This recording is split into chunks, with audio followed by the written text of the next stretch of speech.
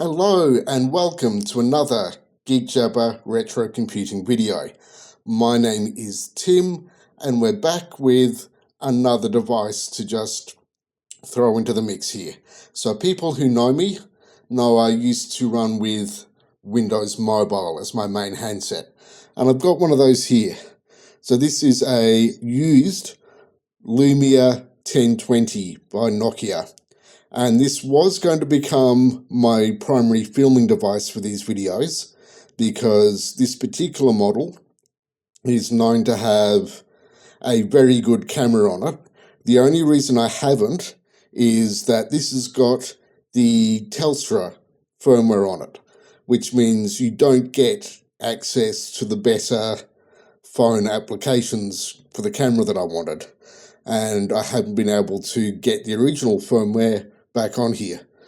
But it's still useful for demonstrating what I liked about the old Windows Phone platform and why I used it for so long.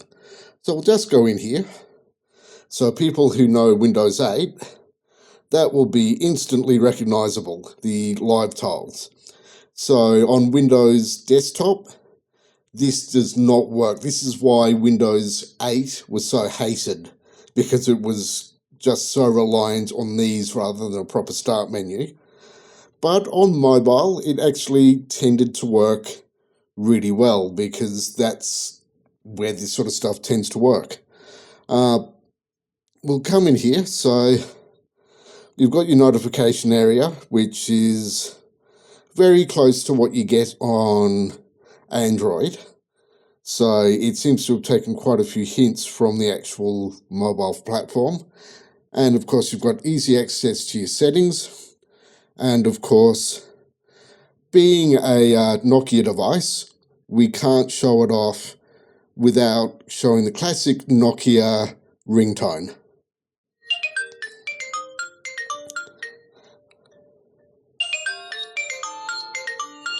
Of course, being Windows Mobile, they decided to introduce this absolute abomination of a ringtone. Like, what the hell is this garbage?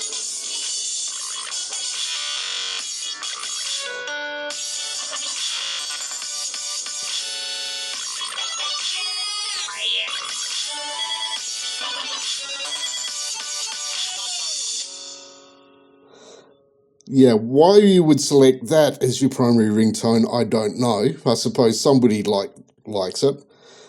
But what I suppose I should show off next is the actual camera. So I'll actually grab an image of some of the posters I've got actually behind there, and I'll actually properly overlay that onto the actual screen so you can actually see the image. I reckon these cameras, even by modern standards, hold up very well.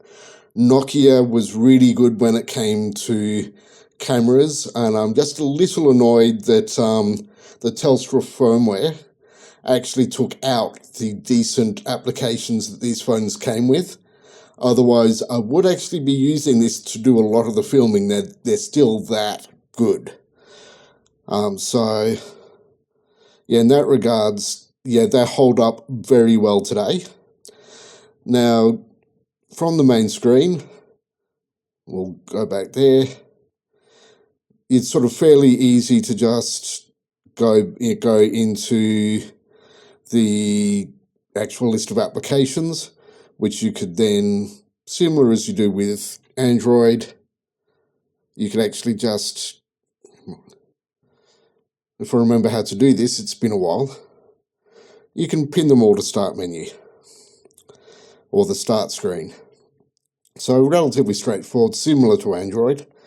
Surprisingly, given the reputation that Windows Desktop has, there's a very small amount of actual bloatware that actually comes with it.